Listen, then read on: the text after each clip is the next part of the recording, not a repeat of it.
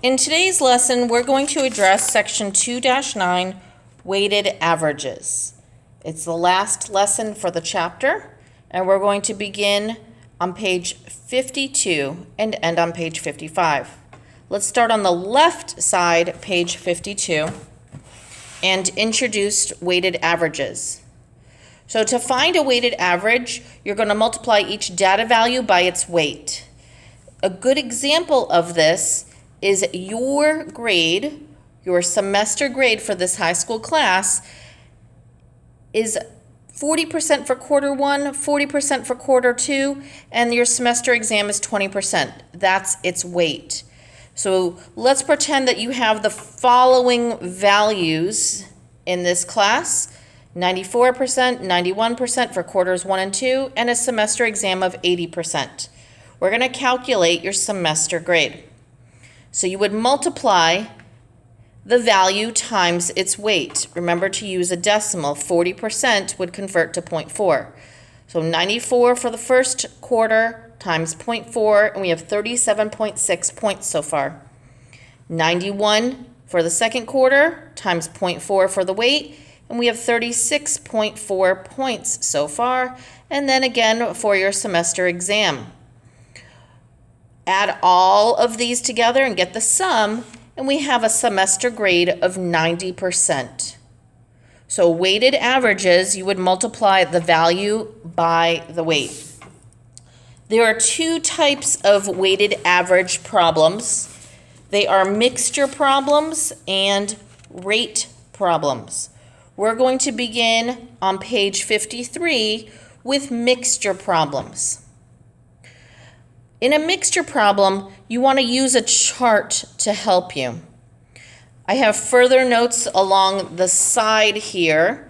In general, mixture problems are solved using weighted averages, just like I discussed, where you're multiplying the value and weight. The value is usually the cost, the value, or the concentration, and the weight is usually the number of gallons or pounds. So for example, we have this problem here. You can find this problem as a printable insert in Schoology. Let's set up our table. Across the top, we have the units and the value.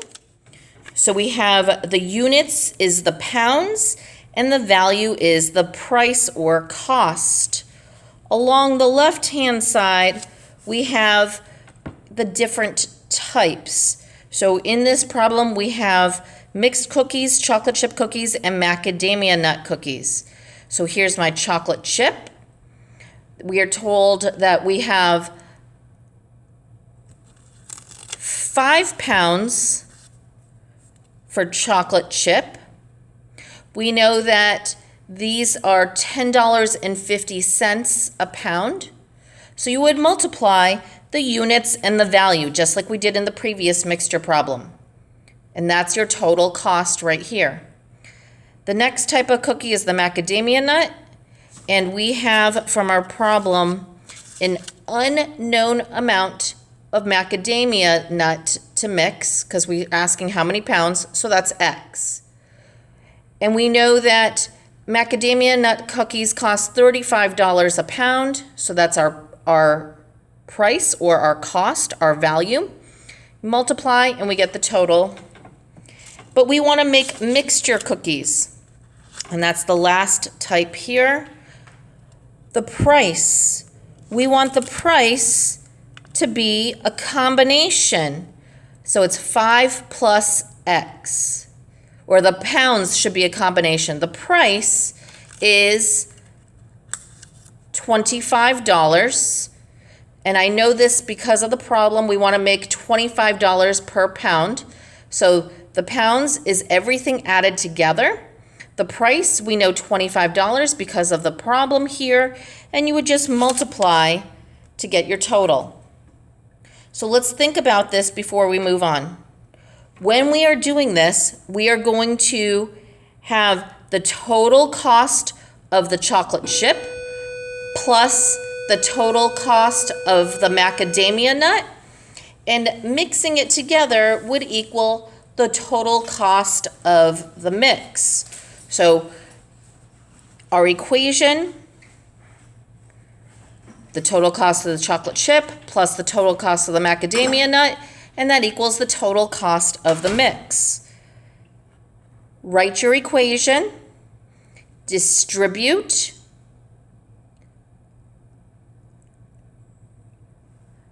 get the variable on one side, solve your two-step equation,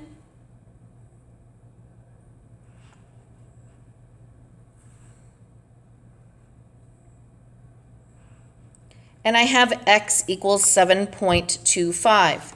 So referring back to our chart, our table, x represents the number of pounds of the macadamia nut.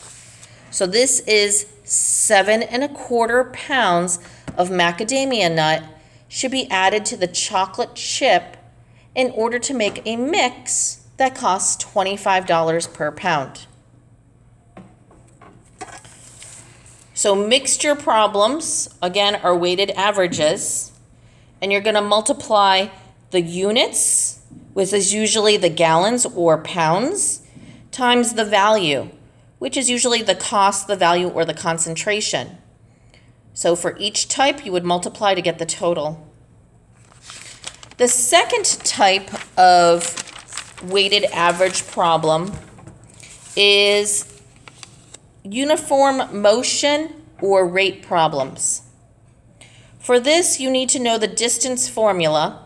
The distance formula is D equals RT, where D is the distance, R is the rate, and T is the time.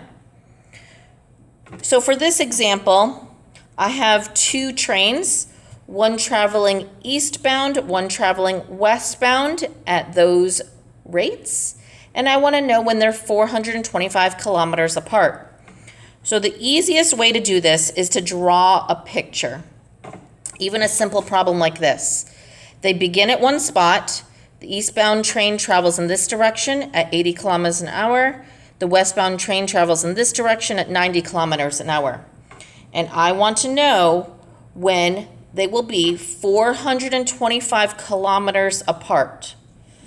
So using our D equals RT, our distance formula, I've got the amount times the rate times the amount will equal the distance. So D equals RT. For the eastbound train, it is 80 kilometers an hour times the time I don't know, 80t.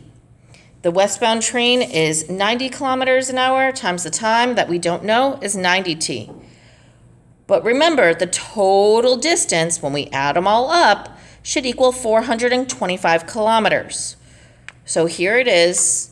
The distance for this first one plus the distance of the second one equals the total. Solve the problem, and we get 2.5 hours for the trains to be 425 kilometers apart.